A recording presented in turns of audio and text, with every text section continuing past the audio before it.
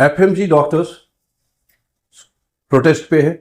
क्यों प्रोटेस्ट पे है? बहुत से लोगों को पता भी नहीं होगा, बहुतों को पता होगा, क्योंकि सोशल मीडिया पे आप आजकल बहुत ज़्यादा ये दिखाई दे रहा है। क्यों प्रोटेस्ट पे है इसके आगे बात करेंगे। सबसे पहले मेरी भी गवर्नमेंट से एक डिमांड है, ये एफएमजीई एग्जामिनेशन, विदेश से जो डॉक्टर आते हैं पढ़ाई करके वो ये एग्ज़ाम देते हैं और ये कंप्यूटराइज्ड होता है। कंप्यूटराइज्ड होने का मतलब कि जब जहां जो सवाल का जवाब देते हैं that gets recorded in the system. और मेरी एक ही डिमांड है, कोई तनाव नहीं रहेगा, कोई प्रोटेस्ट नहीं होगा जीवन भर कभी। अगर जब एग्जाम खत्म होता है तो बच्चे को स्कोर इंस्टेंटली, प्रोविजनल स्कोर में कहूं, स्क्रीन पे दिखाई देना चाहिए।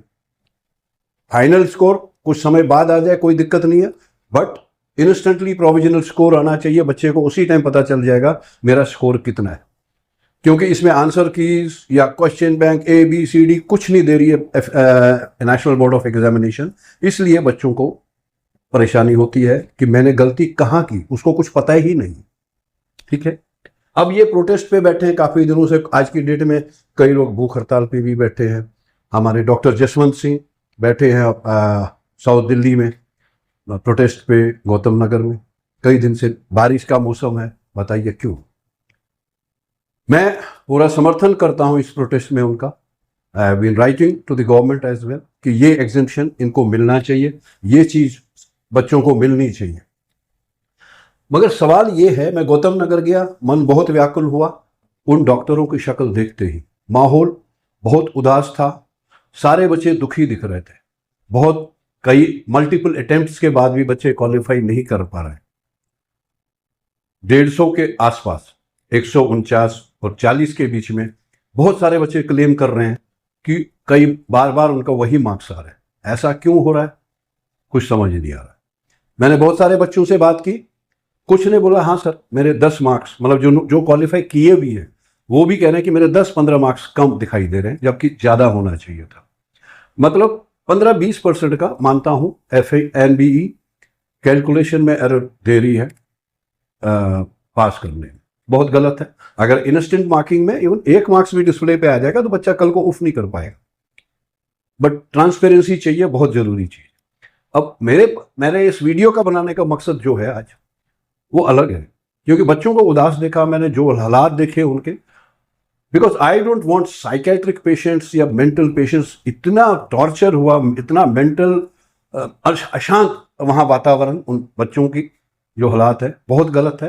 We need good doctors, they are good doctors, they could be the asset, they are asset for our country. But unfortunately NBE transparency में विश्वास नहीं करती है। आज नहीं, पहले से कई जगह इसके बारे में लिखा भी गया है, कई बार कहीं कहीं पे केस भी चल रहे हैं, बट ट्रांसपेरेंसी पे कभी वो लोग साफ नहीं आ रहे। यहां पे मैं पूरा 100% दोष NBE को नहीं दूंगा, कुछ दोष हमारा भी है, कुछ दोष अब्रॉड इंस्टीट्यूशन कंसल्टेंट्स का भी है। अब जो ये बच्चे क्वालिफाई नहीं हो पा रहे हैं, जो चलो 150 से थोड़ा पीछे हटके, जिनके काफ़ी ज़्यादा मार्क्स डाउन आ रहे हैं या जिनके क्वालिफाई भी हो रहे हैं, कई अटेम्प्ट्स के बाद हो रहे हैं, तो ऐसा क्यों हो रहा है? इन बच्चों को सोचना चाहिए। मेरा इन बच्चों से एक रिक्वेस्ट है इस वीडियो के द्वारा। उन्होंने जब डिग्री हाथ में ली थी, जब उनको यूनिवर्सिटी ने वहाँ पे अब्रॉड में डिग्री दी, उस टाइम उनको एक ओथ दी जाती है। Basically that's an oath that you will serve the humanity. मैं भी आपको चाहूँगा कि आप मेरे लिए, मतलब ह्यूमैनिटी के लिए एक और कसम लें। आज के बाद जो भी बच्चा विदेश में कहीं भी जाता है उसको आप सच बताएंगे, उसको झूठ नहीं बताएंगे।